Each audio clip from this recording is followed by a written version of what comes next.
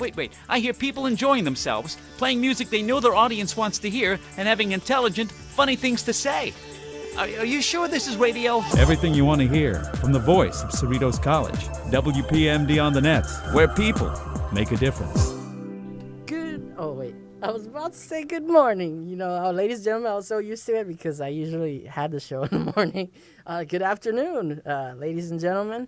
Welcome to the Falcon Spotlight, the show dedicated to Cerritos College, where I interview leaders. It could be anything from students involved on campus, through clubs, student government, or, of course, community figures as well. At this time, I would like my guest to please introduce himself. What up? My name is Daniel Flores. I'm the student trustee for the 2014-2015 academic year. Cool. Tell me, what does a student trustee do? The student trustee is the student voice. So the board of trustees are the ultimate decision-making body here on campus. They decide policy, like, approve the budget, approve contracts. They hire certain people. So as a student trustee, I represent the student interest. So whenever they make a decision, I make sure that that the student voice is heard, or the student voice input is there, or if there's a decision that's not going to be it's going to be anti-student, then I make sure that I speak up and, give them my thoughts and try to influence the decision so that, the students are affected in a positive way. Now, are you involved in any clubs as well this semester? Yeah, I'm involved in the Social Equality Club, and last semester I was involved in the Substance Society Club, and a little bit. Sometimes I attend the People's History Association meetings whenever they are, but usually I am involved in the Social Equality Club. Tell me about these clubs. Tell me, what are they about? Well, the Social Equality Club is a club that organizes other students to deal with the social issues we face as a whole, and collectively decide on how to figure out pragmatic solutions to those issues. And the other? Oh, the People's History Association. They're a history organization that looks at history from a different perspective, not often taught in schools. So we just look at issues from the people's perspective, or a different perspective that has not been given the light. And the Substance Society Club, they're a feminist organization looking to impact the community through a different outlook. Okay, so 3 clubs this semester? This semester just one. I'm trying to end the student trustee stuff. So I want to focus on my grades and focus on other projects too. So I can't attend all these meetings. So there's also stuff that as trustee you're required to do, and there's stuff that as a trustee you get invited to a lot of various different things. So I'm trying to be more involved in those activities, because last semester I wasn't really out there per se. So I was busy working on different things. Now, for right now, the club that you are in, tell us about when do they meet? We meet every Friday at 3 p.m. at Leche Cafe. Okay. It's off here off of Pioneer and Firestone. Cool. Tell me, how many classes are you taking? What are you taking this semester? This semester I'm taking 3 courses. So I'm taking Math 60, Macroeconomics, and Spanish 111. And I'm taking the Math 60 it's a 9-week course. So hopefully if I finish it and complete it, then I can take in the Math 80 this semester. So it's so by the time I'm in summer I can take Math 80, finish it, and by fall already keep going on the math part. You got quite a bit of time demanding classes. Yeah, it's all about the individual again, like how much you want to put time into your studies and what kind of grade you want to get, and all the other stuff, what you prioritize. One of my professors says it, I like the way he says it. He says, you could be doing your homework, or you could be updating your Instagram or your Facebook, and it's true, we all have different responsibilities as students, but it's, what's the most important to you. Is it doing your homework, or is it doing other stuff that might be more important to you, which is fine, right? But for me, I want to focus more on my academics now this semester. Now, do your classes also require lab hours? The Spanish class requires an hour of lab, so it's 15 hours, and so we have 18 weeks. So if I am in there an hour a week, then I can get that done. And just also time management is also important. Being organized in your life, waking up, and doing what you need to do, and stuff like that. I know that things can pile up, especially like when you have a ton of classes and stuff. How do you balance things out? Do you have to use like a calendar? Or, what's that thing called? Like a Planner? pilot or A whatever? planner? Yeah. Yeah. I should, but I don't. I do day by day. So I just in my notebook in my class I have reminders there and stuff like that. Like in my head I already know that when I wake up I need to eat breakfast and stretch, and then from there whatever I'm thinking of, if I need to like work on my Spanish or work on some more math problems, then I'll give attention to what's needed most. Whatever's happening. Sometimes you can't predict what's happening. So sometimes you need to do your homework, and then next like something comes up like in the trustee thing that you might need to like go to a meeting, or somebody comes up and asks you a question and might want to like talk to you more, so then you have to prepare for that as well.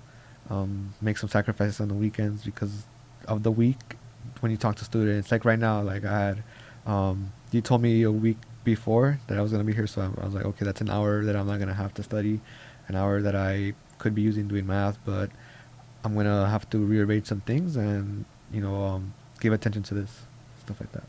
What's the most rewarding thing right now about being student trustee, and how long is the terms? The term was from last June, the 5th, until this current June. And the most rewarding thing for me has to be the textbook contract. So I ran an access to textbook campaign, and so that was to renegotiate the contract with the bookstore corporation, Follett, so that they can directly provide funds to the library so that they can purchase textbooks.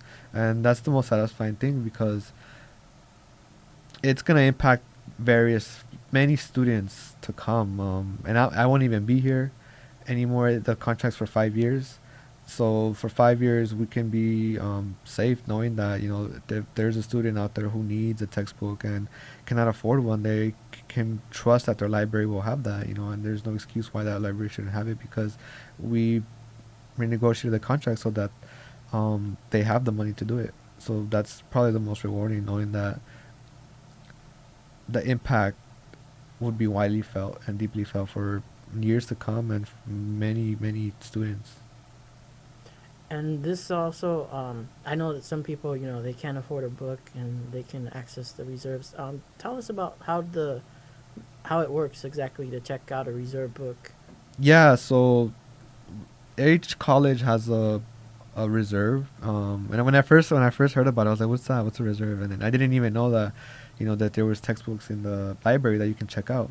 So usually the way it's been done, or the way it's done, a professor donates a textbook in the library, and usually they'll have a textbook in circulation so that a student can check it out, and you can check it out for maybe about an hour or two, depending on the professor. So usually there's one there that's been donated, and so if, let's say, the first week of class you have speech and something's happened, you haven't got paid or you can't afford a book, the library, you can go to the library, check out a textbook and do your homework. So what we did was that we saw that our libraries didn't have sufficient reserves in there for students. So then we identified, how can we make sure that these students can check out our textbooks, like the math textbooks, like those are the ones that are the highest in demand. So we asked AACC last semester, the Social Equality Club asked AACC last semester for money to put in their reserve, so they approved that. And so when the library works and sees what are the most demanded textbooks, and then they saw that the math, so they bought like 3 new more math textbooks, math 60 textbooks, math 80 textbooks, and they're brand new textbooks. We encourage students to take care of these books because you paid for them with your money. We encourage them to not rip out the textbooks, to take care of them so that other students can use them. So hopefully the idea is that you check them out and you have a set time, but if the more textbooks you have, you can check them out longer or possibly take them home as well. Sounds good. We'll be right back after these public service announcements. The The Oldies Jukebox is back on WPMD. Every night at 9 Pacific. Bringing you music you haven't heard for years. In a way, you've never heard it. 6 decades of rock and roll packed into 1 hour. The smallest hits from the biggest names. The all-time greats and the one-time wonders. From C&W to R&B. From MOR to AOR. To good old rock and roll. If you heard it then, you'll hear it now. On the Oldies Jukebox. Every night at 9 Pacific. On WPMD on the net. Where people make a difference. Your child has cancer. 4 words no parents want to hear. Unfortunately, it's still a reality for many families. Because of you, St. Jude has the best survival rates for some of the most difficult childhood cancers, and families never pay St. Jude Children's Research Hospital for anything. They never receive a bill for treatment, travel, housing, or food, because the only thing a family should worry about is helping their child live. Because of you, there is St. Jude. Visit stjude.org to see all the research and patient care you make possible.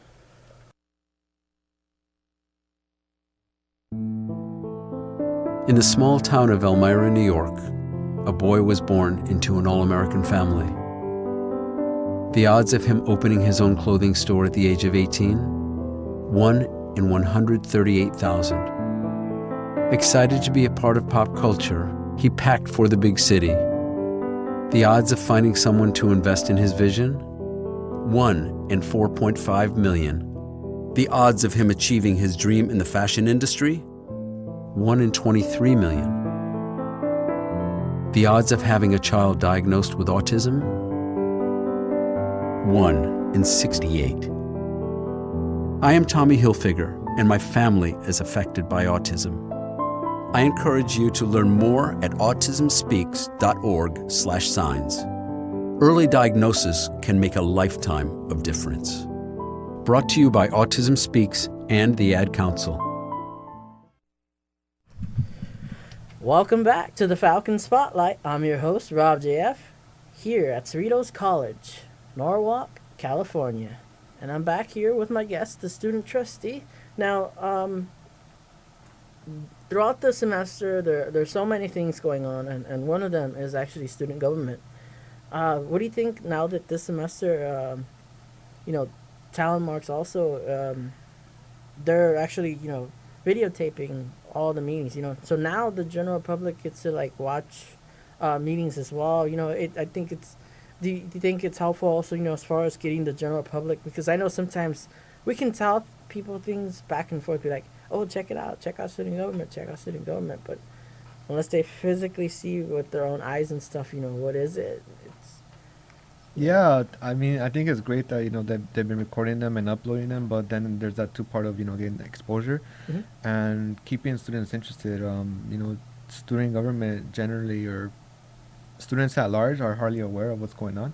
And then they might hear, something from controversy, or it's just something that, that draws them to them. Maybe there's an issue that's important to them. But to keep up with student government, it's very difficult. It's very time consuming. But I think, that Talon Marks recording them is a step in the right direction, making sure they're public and making sure that they are non-edited and unbiased, and objective as much. And it's important, so that, and like you said, so that people can see what's going on. Something, what's written on paper can be different from the eyes. Body language is important too. Who's raising their hands, who's speaking. Putting faces to these students who are representing us. That was one of the most important shared governance bodies that we have. Now, I know that your club has had a lot of momentum going into ever since they were established. Just this last semester? Yeah. And I know now, I believe this week, applications are available for people to start running for offices again. Do you see yourself running for re-election or another office soon?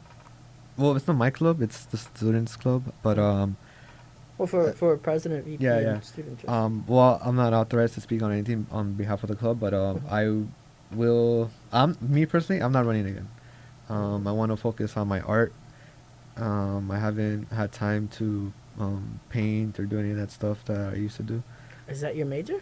No, my major is poli-sci, Poli-sci, but I like to paint. So it's one of my biggest hobbies or my biggest passion that I have. So I like to fuse that with politics, which is my major. So I like to study and incorporate that with art. So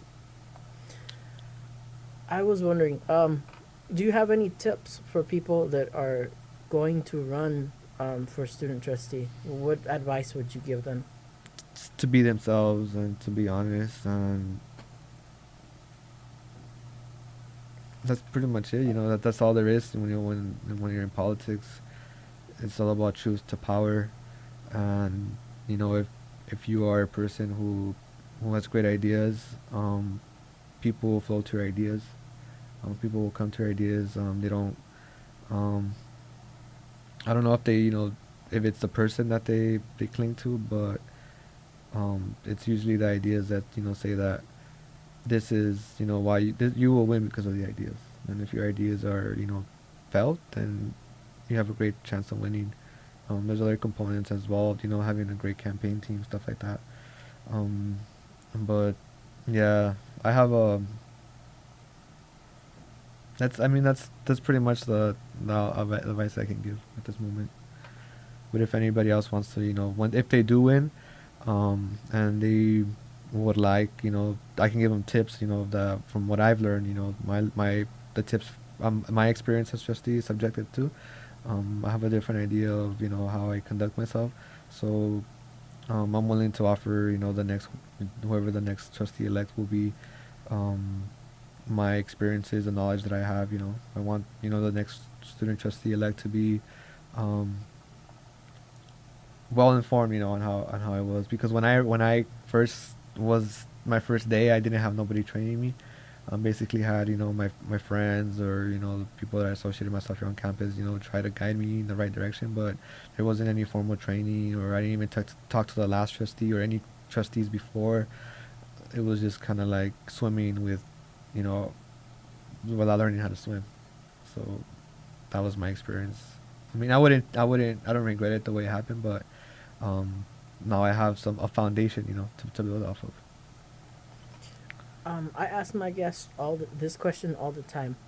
What is your goal for the semester, and where do you see yourself after Cerritos College? Can you repeat the question? Sorry. So the first one is, what's your goal for the semester? Okay, so that just pretty much try to get a good GPA, pass my courses, and finish my term, and without any controversy, or just finish my term at peace, knowing that I was to be able to make a difference in the students, and that the students who elected me can feel confident or approve of the work that I did, and pretty much try to be a better person than I was this semester, or try to be the person that I was yesterday. Keep growing and acquiring knowledge that this college provides, and doing the little things that nobody sees to make change or create change. And where do you see yourself after Cerritos College? Hopefully still in SoCal, attending a university or Cal State, and just keep living day by day, moment by moment, and continuing to organize, or continuing to work on art, continuing to look at the issues in our community and try to address those with people who are like-minded, or people who have the passion to help in their community, and be more conscious of what's going on around them, and holistically from the local level to the state to the federal level, and on a global level as well. Do you see yourself like running for city office or something in the future, or? Nah, man. I mean, I don't plan things. I don't say it or keep myself narrow to one field. When I ran for trustee, the months before, I didn't even know the position existed. It was only a month, 3 weeks prior or a month before, when they said hey, there's this trustee position and this is what he does, and And then I was like, all right, I'll do it. I'm like, I don't even know like what it entails, right? But I did my research. But the purpose was that we needed somebody in there to represent the student voice, and we felt that I could do that, represent the students, because of where I come from and what I see on a daily basis. So it was important that we did that. So for me, after one post trustee, I don't see like, hey, I need to go run for mayor, I need to go run for city office. I don't have that ambition, because my ambition comes from the issue. The issue was that we needed more textbooks. So we saw that the contract was up, so we needed somebody to be there to say something about textbooks. That textbooks are expensive. We don't have reserves in the library, so I don't have that ambition. That it's ego driven. I don't have that ambition to continue working in public office, because I think sometimes it's necessary and sometimes it's not. And I also want to take a break because it's very, very, very how would I say, different. It's not an ordinary job. You're under the microscope, and it's kind of your freedom is taken away from you. You are beholden to different ideologies, different perspectives, and trying to address all of them at the same time can be a challenge. And I want to keep developing myself as a leader or as a human being before I can take on any challenges of public office. So I don't have that ambition, but if I'm in a situation where it needs be, I would have to think about it and see what happens, because through life, different opportunities have arisen, and it's just from experience, that a different opportunity might arise that I might not be public office, so I might want to go that way and try something new. Now, I know that you briefly mentioned, you have a creative side as well, the drawing, the painting, but you also do, the electronic side, Can you tell us more about that? The electronic? What do you mean? Like web page. Oh, web design? Yeah. So basically that stems from the art, in me, and the creativeness that I like to, just see things from different angles. So I started doing web design in the 7th grade. I took a class on HTML pages, old school. We were doing like old school basic coding, and then MySpace blew up, and then everybody was on MySpace. So then MySpace, if you had a MySpace, you could design your profile, make it look pretty sick. So I was messing around with my profile and my friends' profiles, and I learned a little bit of web design from there. And then after that, my friend, he's a web designer, so he's the one who teaches me things like that. So if I ever ask him like, hey, I want to put some music on the website, or I want to put a slider table, then I ask him, he'll teach me, provide me the resources, and I'll learn. I understand the language, so I use it. So and the good thing about, or the cool thing about like web design is that it's all about your creativity and making it attractive. So it's like a painting that you create.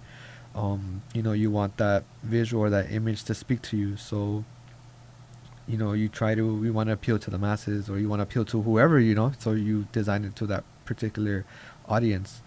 So when I draw sketch, when I paint paintings, I wanted to transfer it, and I needed a medium to get paid. So it was like I was designing graphic design work, business cards, web design. So I needed a side hustle to provide for whatever I needed to purchase. So with that, it was more of learning a skill, so that I could feed myself, or do what I needed to do on a daily basis. But I wouldn't recommend it for me, because I don't really like to do it, but since I know how to do it, I'll do it. I don't like to do it because it's time consuming. You create it, and people always want to make changes to it, and I only work on it for the club, and the club, I have passion for it, so I'll work on that for them. But if anybody asks me for a website, I just tell my friend, and I tell them, hey, you do it, because I don't want to like spend hours and hours on it and then have service it. You know, that's, I mean, for that you need to put a lot of time into it, and then how we mentioned earlier, you know, it's not my priorities right now to build websites. My priority is just to do my math homework. But it stands out as far as having a club that has its own web page. Some clubs, I think, all they do is they'll make like a Facebook page that's just dedicated to the club, but having an actual website kind of stands out as well. Yeah, the website is very powerful. That you can get your message across, you know, and you know whatever organization that you belong to, or you know, in as an individual. Nowadays, a website is important, you know, to get exposure. And I mean, we're just fortunate, you know, that we have different folks who, you know, provide different skills and different talents, you know. So for the website situation, you know, my friend who does the web designing, he all I have to pay for is the $10 for the domain, and the $20 for hosting, and I'm good, you know, for 20 years. I mean, for the whole year. He won't ask me again, you know, like, so if other clubs do want to create a website, then, you know, you have to learn how to make the website. You have to pay for the domain. You have to pay for hosting. You have to pay for bandwidth. There's all these different fees, you know, that you have to think about, right? So a club might not be in that position to have one, you know, unless there's somebody in there who has the same skills, you know, to create a website. So, you know, it's just like any other thing, you know, there's clubs who have students who are great note takers, great speakers, you know, and we're fortunate to have, you know, students who are willing to learn, you know, how to operate the website and build it and stuff like that. So it's just more of a wherever I'll go, if, you know, somebody needs a website, you know, then I'll be like, yeah, I can create it, you know, very basic and simple, get to the point, but, you know, be, you know, presentable, stuff like that. So I have a website for my brother's barbershop. So and the same thing, you know, I just do it there. I don't want to make a living off of it. I don't want to charge anybody. I'm not out there soliciting people if they want a website done. I just do it if it's minimal and I can put time into it.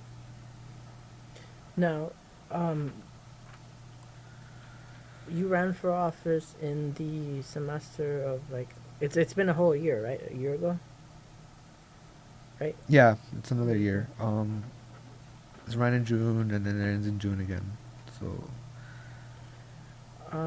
So next semester, since you're just gonna focus on class, would you at least consider like running for things in clubs, like, or you just want to do classes? Nah, well, I have to see, you know, like you know, diff clubs around here or organizations anywhere, turnover happens, you know. So what a club can be one semester can be different a different semester.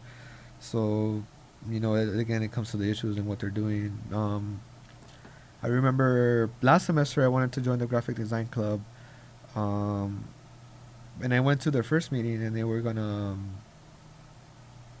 they were working on a project, and I didn't want to work on that project, so I never went back to another meeting. So maybe, you know, next semester, if they're still, you know, meeting, then I'll go to their meeting, and if they're doing something else, you know, I might participate. But if something, you know, calls my attention, then I might be, you know, willing to do it. But as of right now, I just want to take a little break and then get back to my studies. I want to transfer already, so I want to focus on, you know, maybe taking up more units, so I can, you know, make that jump by next year.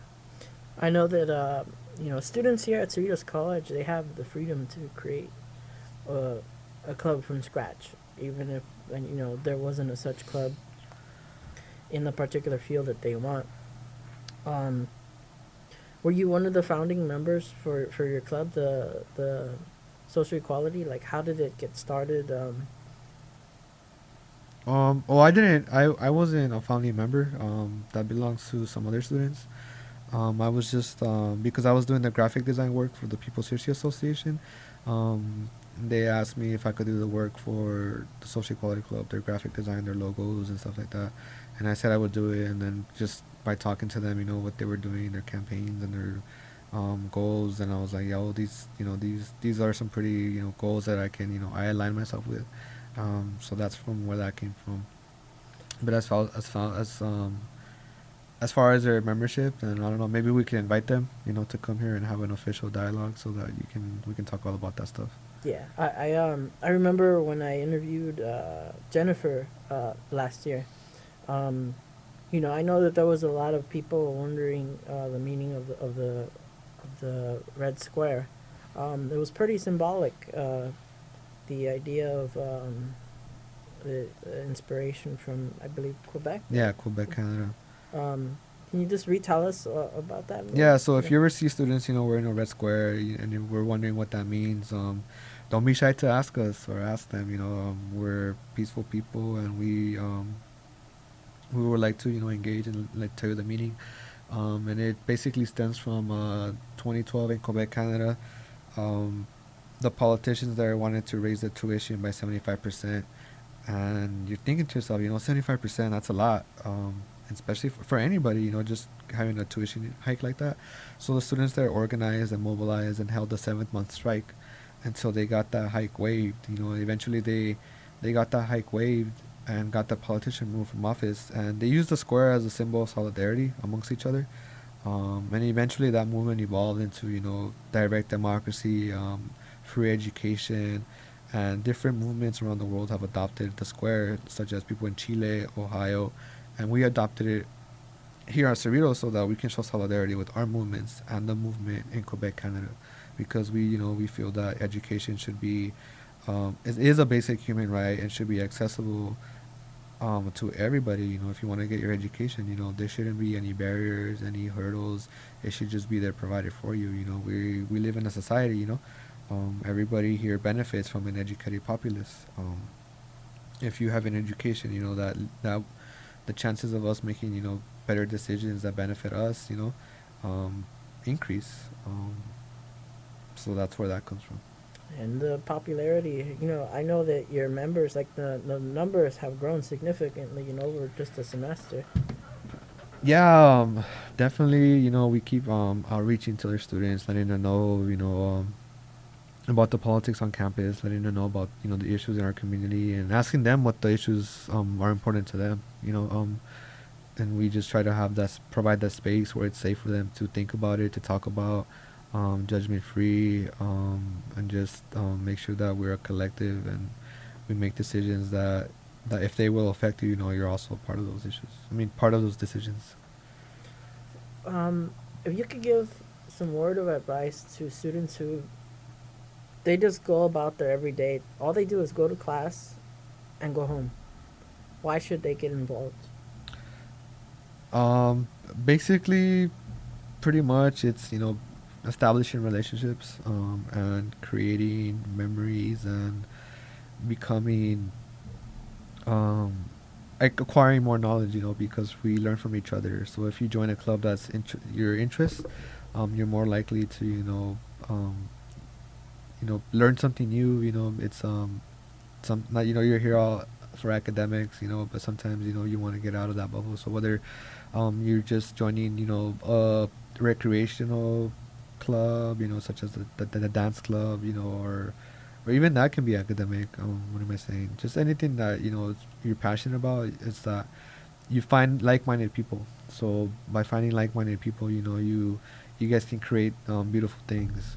So one thing, like to give you an example of the social equality club is that there are many different people, students who are who are politicized, who understood why the system it is the way it is, or why our funds are being used a certain way. But until we got together, until we were organized, then that's when you were able to create change. So it's just like the graphic design club. If those students, if there's students out there who have that passion for it and have the time to join, by all means, look into it, join, as a collective. Maybe you guys can create something big, maybe you guys can, they can do the artwork here on campus, redesign this whole campus, create logos for WPMD, you just make something that will benefit the whole, or benefit yourself too.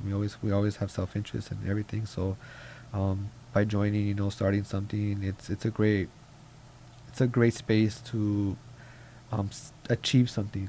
That's self-development or greater good. And I know that your organization, your club had even one as far as branching out to student government from another college, and we've seen that expansion in student government, where now students are being informed about state legislations that impact us all.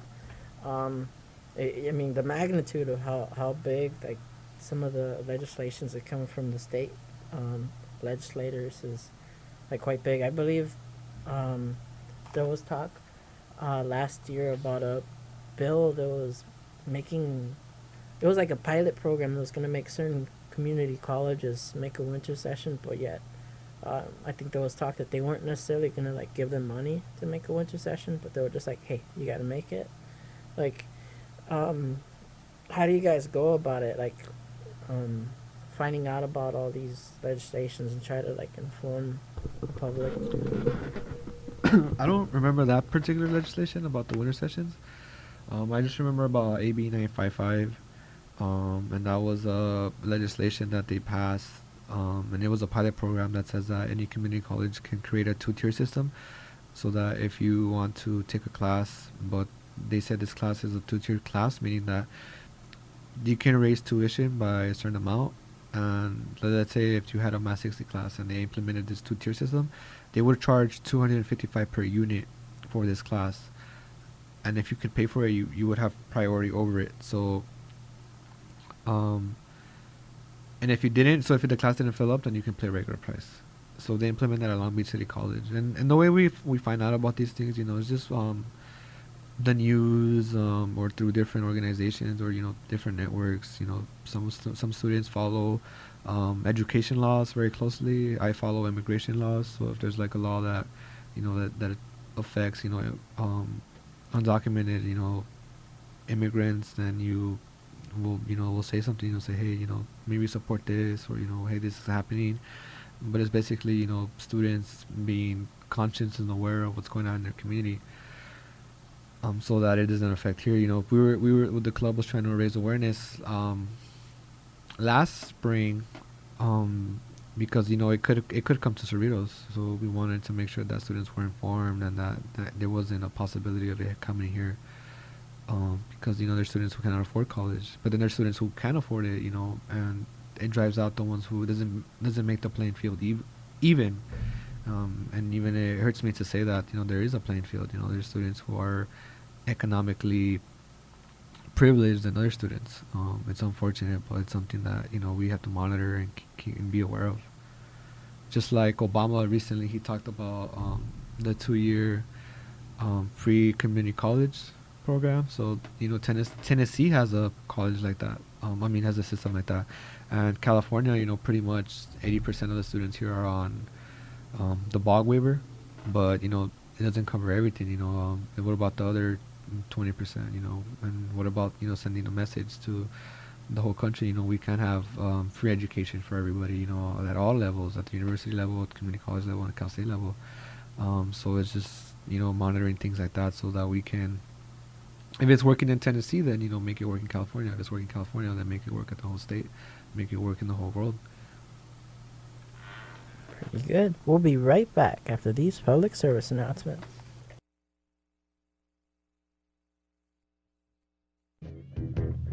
Hey everybody, I'm Casey Petrowski with the Fab 4 reasons why you should listen to The Beatles Show. 1. The Beatles have been the greatest influence on contemporary music for decades. Whatever kind of music you like, the Beatles helped shape it. 2. Beyond its influence, the Beatles' music is terrific. 4 of the best singers, songwriters, musicians ever that somehow all wound up in the same band. 3. The Beatles Show isn't just about the Beatles. We talk about everything, like the Beatles did in their music, and then we use their songs to illustrate it. And 4, as we've said for a long time, you haven't really heard the Beatles until you've heard the Beatles Show. We're fun, we're fast, we'll make you laugh, probably tell you something you didn't know, and hopefully, sometimes, make you think. Find out if I'm right. Join us for The Beatles Show with classic episodes every morning at 8 Pacific and brand new episodes every Tuesday night at 8 Pacific on WPMD on the Net, the voice of Cerritos College, where people make a difference. It can be a dangerous world out there, and false health information can have serious consequences. Vaccine safety rumors brought polio back to Africa. Children in Europe and here in America are once again suffering from measles. Don't let misinformation about vaccines put our children at risk. Protect your family from preventable diseases. Learn the facts about vaccines so you can make the best healthcare decisions for your family. A message from your Every Child by 2 and the American Academy of Pediatrics. Learn more information at vaccinateyourbaby.org.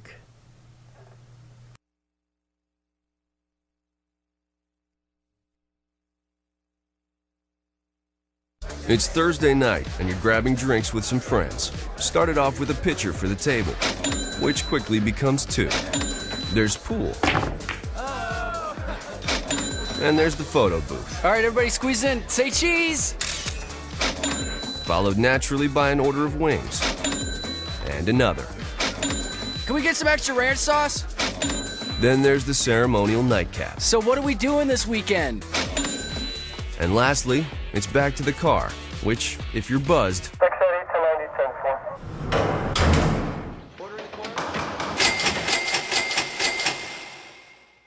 could be the most expensive night of your life.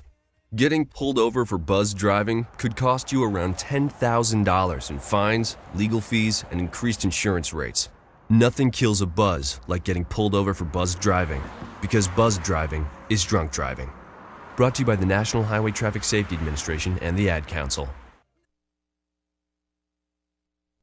Welcome back to the Falcon Spotlight. I'm your host, Rob GF, here at WPMD Studios, located at Norwalk, California. Now, I'm back here with my guest, the student trustee. Now, I know that you were mentioning about how, you follow the news and legislations going on throughout the state and stuff. A lot of involvement, can help you out in your resume and so forth. And you're doing quite a bit of a good job, doing your research and stuff. I know, like you mentioned before, you take things, week by week at a time. And, sometimes people can get stressed out, especially when midterms come, finals come. How do you deal with that when it comes to already midterms and finals? Well, with stress, I usually just I try to work out, exercise, or paint. One of the outlets that helps me escape through all the madness of being a student. But then I think about my family and my parents and my brother and all the work they do. So I don't see a reason why to be stressed with all they go through and what they're going through.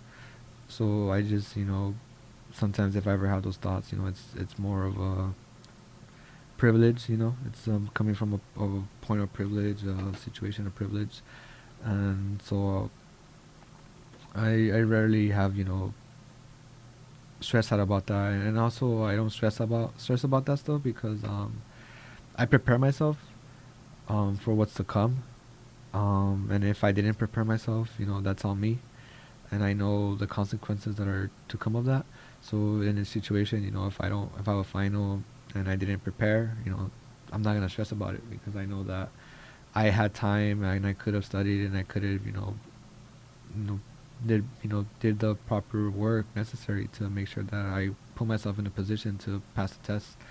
And it's all about preparation, your confidence and knowing your abilities, that, if you did the homework, if you did your research, and, things will go the way you want them to go.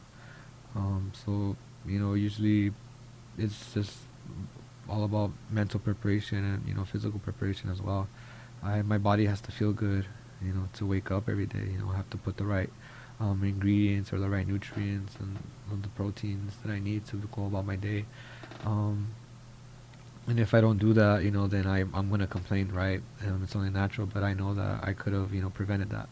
and just knowing that everything can be prevented, within your control, then I can, go about my day. And sometimes, if I feel really, really like, oh man, like I need a break from studying or something, then I'll contact my friend, and I'll ask him, hey, let's hang out, or let's do something. And I'll hit up somebody to talk to, or somebody to live life with, go on an adventure, or do something that I haven't done before, or do something that looks fun, just to think about something else. But I try not to have those moments, because then you feel guilty, man, I could have been doing this, or I need to be doing that. But usually it's more about making sure that you're in a balance with yourself, you're balanced with everybody around you, you're confident in your abilities to take exams, to more complete exercises, complete homework, complete whatever that needs to be done. And I know that some people, education, we can't stress enough how there's no age for seeking education. I mean, you could have been gone out of high school, and then like years have passed, and it's never too late to seek education. Some people, they decide, oh, like after I graduate, I just want to take like a year off or whatever, and then education, it's good to seek it, and eventually people decide, oh yeah, like I gotta go to college. Did you know right away where you wanted to go after high school? Did you take a break, or what did you do before Cerritos? I came to Cerritos in 2010, and I graduated in 2009. I didn't purposely take a year off, but it just happened that way because when I was in high school, I didn't really know what I wanted to do. I was just going, taking classes, and I wasn't on track to go to college or anything like that. I was taking what they call it, vocational classes. So I'd finish my generals, and after that I was taking computer classes, nursing, different careers, quick careers, right? Vocational careers. And once I graduated, I wanted to enroll in culinary arts, and I wanted to go to the Cordon Bleu. I wanted to be a chef. And so from there, I tried to go to the Cordon Bleu, but I couldn't enter the school because I didn't have a social security. So I couldn't get a loan for $50,000. So I was like, man, so then I looked at my options, and then I needed to wait for school to begin again to enroll in college. So I was like, I didn't know what to do. So I was just, hanging out with my friends every day, being very unproductive. And then I was like, okay, I'm gonna go to school. I want to do this chef thing, this culinary thing. So then I came to Cerritos because they had a culinary arts program here, but I never took a class in culinary arts. I just took my generals, and then I took a history class. I always had a passion for history. That's where I got politicized. Reading through what's happened, who wrote it, and what's been written. So I took a history class, and then Professor Fernandez sent out an email that there was this club, meeting. So I attended that meeting, and then from there, I just met, cool people, and from there they taught me, the importance of education. Because before I was just going, I didn't even know what was going on, what to do with life, what is life about, anything, and I was just going to school because it made my parents happy. Well, he's doing something at least. It was like. He's not on the street anymore, and he's going to college. But I didn't have the purpose of what the point was. And it was, people say it's so you can have a good job, you can have a living wage, stuff like that. But to me, it's more about having knowledge, and being able to share that knowledge with somebody else, and able to have meaningful conversations. Because if you go to college and you get a degree in anything, then your chances of having a living wage are there. So, but yeah, I was clueless, and for a point, my first year at Cerritos, I was still clueless. I was just taking GEs, just wasting time. I don't know, like looking for something that to come up. But then it wasn't until I joined the People's History Association that I took academics seriously, and made an effort to do things that I didn't know. I had friends who went to college, like to UCs, to out-of-state colleges. But I would never talk academics with them. We was always just messing around, doing things we shouldn't be doing.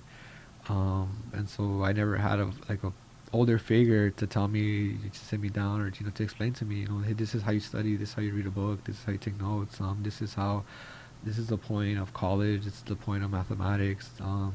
This is the point of algebra, or history is important because of this, and this is how the system is. And just having people around me who opened my eyes has been beneficial. So that's just one of those other reasons why you should join a club or an organization, because there's people out there with knowledge that you cannot get in a classroom. Now we are winding down to our last 2 minutes. However, do you have any closing remark, or do you have any events coming up for your club? Any fundraisers? Also remind us, how often are the trustee meetings? Oh yeah, we have board of trustees meetings every 2 weeks. I have.